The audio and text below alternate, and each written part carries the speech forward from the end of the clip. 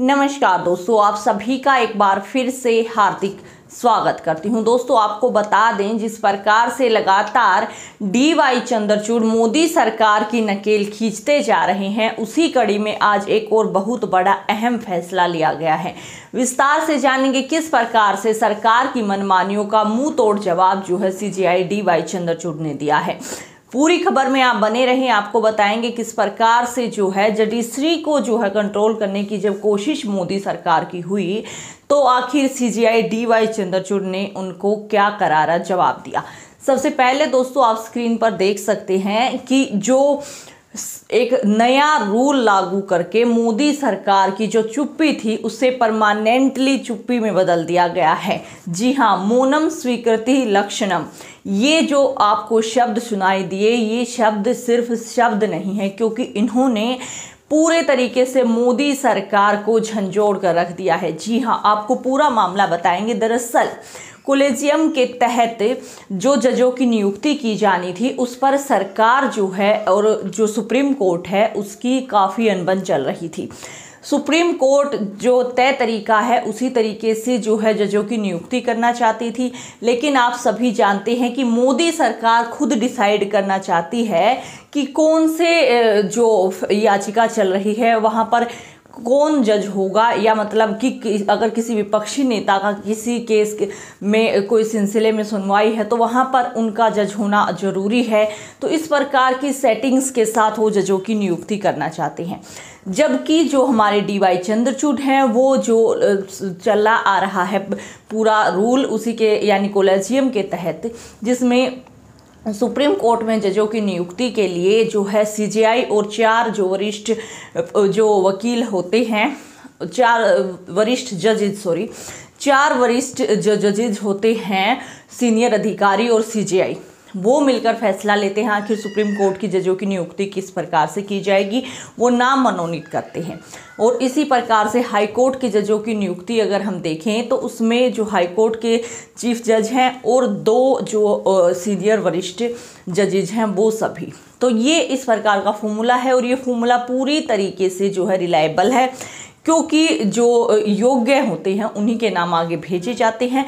लेकिन दोस्तों, यहाँ पर एक मामला अटक जाता है। दोस्तों, आपको बता दें कि इस खींचातानी के बीच जो है कई सारे जो स्टेट्स हैं या फिर खुद सुप्रीम कोर्ट में जजों की नियुक्ति नहीं हो पा रही है, क्योंकि मामला सरकार पर यानी केंद्र सरकार पर जाकर अटक रहा है। तो इस मामले पर जो है एक्शन लेते हुए CJI DY चंद्रचूड़ ने सरकार को 10 अक्टूबर को भी फटकार लगाई थी और कहा था कि आपको ऐसे जो है स्थगित करने का कोई आधार नहीं है। अगर आपको किसी विशिष्ट कारणवश इन जजों की नियुक्ति नहीं करनी है या फिर आप सहमति नहीं जताते हैं तो आप जो है इनके नाम विशिष्ट कारणों के साथ वापस दे सकते हैं, या तो फिर आपके पास दूसरा ऑप्शन यही है कि आप जो है इनकी नियुक्तियां कीजिए, क्योंकि खाली पद जो हैं वो जो है कानून व्यवस्था को खराब कर रहे हैं। लेकिन दोस्तों, आप सभी जानते हैं कि हर मामले की तरह हमारे मोदी जी तो चुप ही रहते हैं।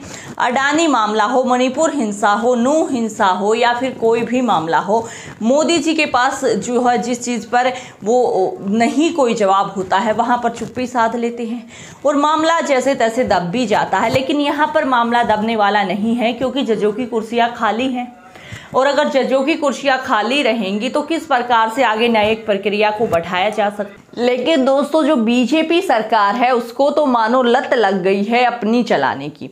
उनको जो है जो न्यायिक प्रक्रिया है उसमें भी अपनी चलानी है, उनको हर एक जुडिशरी में उनको कंट्रोल चाहिए। इस पर CJI DY चंद्रचूड़ आग बबूला हो जाते हैं, क्योंकि अब मामला न्यायिक प्रक्रिया में दखलंदाजी का है, जो सरकार को अधिकार बिल्कुल भी नहीं है। दोस्तों, जिस प्रकार से नाम मनोनीत करके जो है आगे भेजे जाते हैं उनमें से विशिष्ट कारणों के साथ वापस किया जा सकता है, लेकिन ना तो सरकार उस पर जवाब दे रही है, ना तो उसको मना कर रही है, ना तो उनकी नियुक्तियां कर रही है।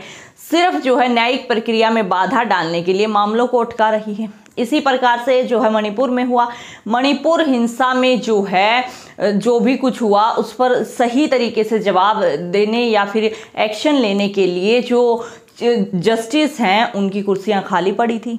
तो इसीलिए जो है सीजेआई डीवाई चंद्रचूड़ इस मामले पर काफ़ी ज़्यादा एक्टिव हुए और उन्होंने कोलेजियम का जो ये पूरा मामला था उसे पूरी तरीके से सुलझा दिया। उन्होंने किया क्या?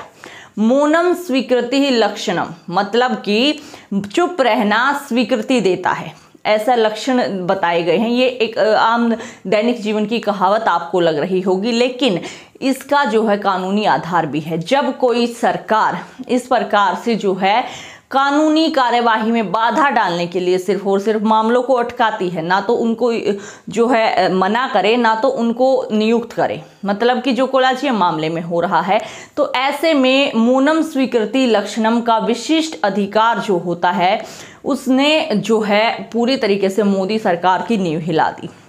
आपको बता दें, इस नियम के तहत सीजेआई डीवाई चंद्रचूड़ ने मोदी सरकार को करारा और मुंहतोड़ जवाब देते हुए 3 जजों की नियुक्तियां कर दी। जी हाँ, 3 जजों की नियुक्तियां कर दी गई हैं मौनम स्वीकृति लक्षणम के अंतर्गत, कि अगर सरकार इनको मतलब कि पूरा तरीके से हम आपको थोड़ा डिटेल में समझाएं कि अगर सरकार नहीं चाहती होती कि इनकी नियुक्तियां न की जाए तो सरकार मना कर देती, लेकिन सरकार ने मना नहीं किया।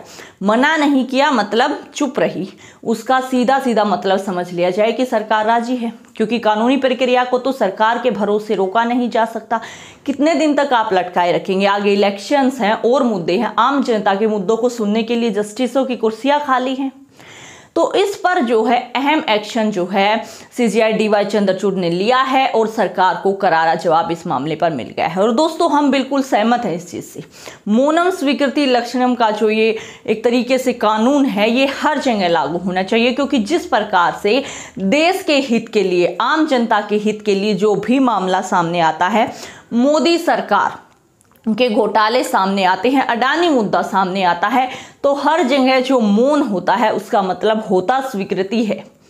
इसीलिए चुप हो जाते हैं और वो हर जगह लागू होना चाहिए कि अगर सरकार किसी मामले पर जवाब नहीं देती है तो उसकी मौन को स्वीकृति समझा जाए। तभी पता चलेगा, जिस प्रकार से घोटाले जो हैं मोदी सरकार ने किए हैं लेकिन उस पर कोई सफाई नहीं देती, मतलब कि मौन। तो अब इस मौन को या तो सरकार को तोड़ना पड़ेगा या तो फिर बिना जवाब दिए ही असलियत बाहर आएगी। तो ये बहुत ही बड़ा अहम फैसला लिया गया है जो ऐतिहासिक होने वाला है कि सरकार की मनमानी जो है न्यायिक प्रक्रिया में नहीं चलेगी, क्योंकि जो जुडिशरी है वो एक तरीके से केंद्र सरकार को भी सही तरीके से काम करवाने के लिए जानी जाती है हमारे लोकतंत्र में। लेकिन जब सरकार जो है न्यायिक प्रक्रिया को पर जो है वार करती है तो न्यायिक प्रक्रिया बिल्कुल भी गुलाम नहीं है। हमारा देश लोकतांत्रिक देश है और न्यायिक प्रक्रिया में हानि पहुंचाने वाली केंद्र सरकार जो है वो इस प्रकार से अगर करारे जवाब उनको मिलेंगे तो वो आगे से हिम्मत नहीं कर पाएंगे कि वो जुडिशरी तक पहुंचे।